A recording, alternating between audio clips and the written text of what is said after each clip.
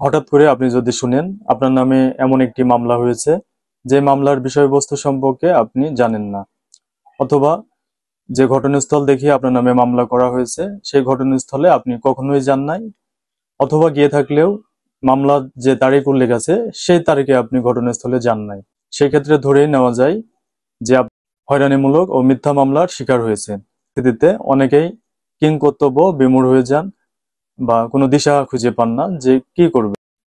এমন পরিস্থিতির সম্মুখীন যদি হয়ে থাকেন তাহলে আজকের ভিডিওটি আপনার জন্য। ল অ্যান্ড রাইটস ইউটিউব চ্যানেলের পক্ষ থেকে আমি অ্যাডভোকেট মোহাম্মদ মিলন হোসেন সকলকে স্বাগত জানাই। আপনি যদি মিথ্যা এবং হয়রানিমূলক মামলার শিকার হয়ে থাকেন তাহলে আপনার প্রথম করণীয় কাজ কি? প্রথমেই আপনাকে জানতে হবে আপনার বিরুদ্ধে যে মামলাটি হয়েছে সেটি কি মামলা এবং কোথায় দায়ের হয়েছে, অর্থাৎ কোন থানা অথবা কোন আদালতে দায়ের হয়েছে। আপনি উক্ত বিষয় নিয়ে একজন আইনজীবীর পরামর্শ নেবেন।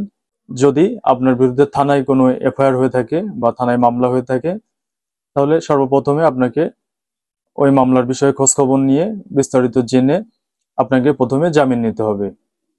অথবা কোনো মামলা কোর্টের মাধ্যমে হয়ে থাকে কিন্তু আপনার বিরুদ্ধে ইতিপূর্বে ওয়ারেন্ট ইস্যু হয়েছে, সেক্ষেত্রেও আপনাকে গ্রেপ্তার এড়ানোর জন্য প্রথমে জামিন নিতে হবে। যদি আদালতের মাধ্যমে কোনো মামলা হয়ে থাকে এবং সেটি কোনো সংস্থায় অর্থাৎ পুলিশ, পিবিআই, ডিবি তে তদন্তাধীন থাকে, সেক্ষেত্রে প্রথমেই আপনাকে আপনার বিরুদ্ধে যে মামলা দায়ের হয়েছে সেই বিষয়ে উপযুক্ত তথ্য প্রমাণ নিয়ে আপনি সংশ্লিষ্ট তদন্তকারী কর্মকর্তার সাথে যোগাযোগ করবেন। মনে রাখতে হবে যে যদি কোনো মামলা আদালত কর্তৃক তদন্তের আদেশ দিয়ে থাকেন তাহলে সাধারণত তদন্তকারী কর্মকর্তা বা আইও আসামিদেরকে গ্রেপ্তার করবেন না। তদন্তকারী কর্মকর্তা শুধুমাত্র কাজ হলো তদন্তকারী তদন্তকারী কর্মকর্তা যে মামলাটি দায়ের হয়েছে উক্ত বিষয়ে তদন্ত করে একটি রিপোর্ট বিজ্ঞ আদালতে দাখিল করবেন।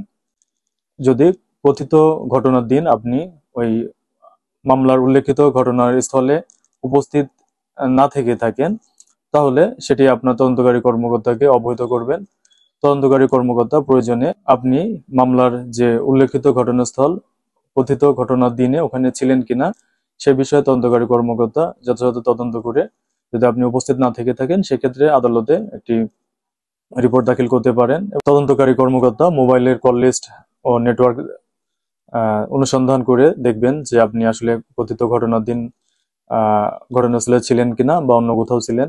সেটিও মিথ্যা মামলা বা হয়রানিমূলক মামলা থেকে মুক্তি পাওয়ার একটি মাধ্যম হতে পারে।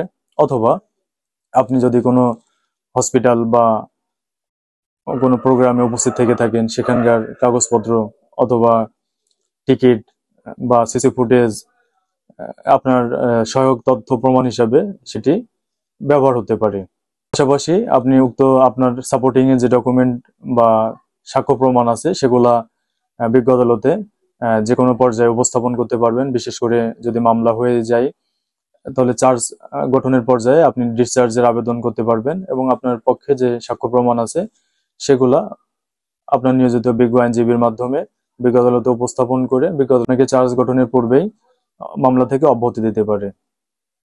পাশাপাশি বিচারিক পর্যায়েও সাক্ষ্য প্রমাণ প্রদানকালেও আপনি সাক্ষ্য প্রমাণ উপস্থাপনের সুযোগ পাবেন। আপনি যদি বিচারিক আদালত থেকে আপনার উপস্থাপিত সাক্ষ্য প্রমাণাদি আলোকে খালাস পেয়ে থাকেন তাহলে মিথ্যা মামলা দায়ের বা অভিযোগকারীর বিরুদ্ধে আপনি মিথ্যা মামলা দায়েরের অভিযোগেও পাল্টা মামলা করতে পারেন। যেমন কেউ যদি কোনো ব্যক্তির বিরুদ্ধে নারী শিশু নির্যাতন দমন আইনে কোনো মিথ্যা মামলা দায়ের করে এবং সেটা যদি বিজ্ঞ আদালত কর্তৃক প্রমাণিত হয় তাহলে নারী ও শিশু নির্যাতন দমন আইনের 17 ধারা অনুযায়ী মিথ্যা মামলা দায়েরকারী ব্যক্তির বিরুদ্ধে অভিযোগ দায়ের করার সুযোগ আছে এবং যদি উক্ত অভিযোগ প্রমাণিত হয় তাহলে 7 বছর পর্যন্ত বিনাশ্রম কারাদণ্ড দণ্ডিত হবেন মিথ্যা মামলা দায়েরকারী। অনুরূপভাবে কেউ যদি কোনো ব্যক্তির বিরুদ্ধে যৌতুক নিরোধ আইন 2018 অনুযায়ী কোনো মিথ্যা মামলা দায়ের করে এবং সেটা যদি বিজ্ঞ আদালতে প্রমাণিত হয় তাহলে যৌতুক নিরোধ আইন 2018 3 ধারা অনুযায়ী মিথ্যা যৌতুকের মামলা দায়ের করে এবং সেটি যদি আদালত কর্তৃক প্রমাণিত হয়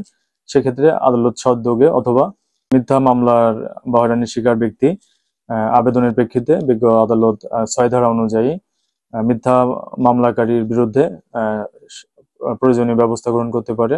অনুরূপভাবে কোনো ব্যক্তি যদি দ্বন্দ্ববিধির যে কোনো ধারা নিয়ে মিথ্যা মামলা করে কারোর বিরুদ্ধে এবং সেটি যদি প্রমাণিত হয় তাহলে পেনাল কোডের 211 ধারা অনুযায়ী মামলার যদি তদন্তকালীন সময় হয়ে থাকে তদন্তকারী কর্মকর্তা 211 ধারা অনুযায়ী বিজ্ঞ আদালতে মিথ্যা অভিযোগকারী বা মিথ্যা মামলা দায়েরকারীর বিরুদ্ধে পদক্ষেপ নেওয়ার জন্য পুলিশ রিপোর্টে আবেদন করতে পারেন, কিংবা কোনো ব্যক্তি যদি মিথ্যা মামলার শিকার হয়ে থাকে তাহলে বিজ্ঞ আদালতের মাধ্যমে যদি উক্ত মিথ্যা মামলা দায় হইতে অব্যাহতি পায় তিনিও চাইলে 211 ধারা অনুযায়ী মিথ্যা মামলা দায়েরকারী বা অভিযোগকারীর বিরুদ্ধে আইন অনুযায়ী পদক্ষেপ গ্রহণ করতে পারে।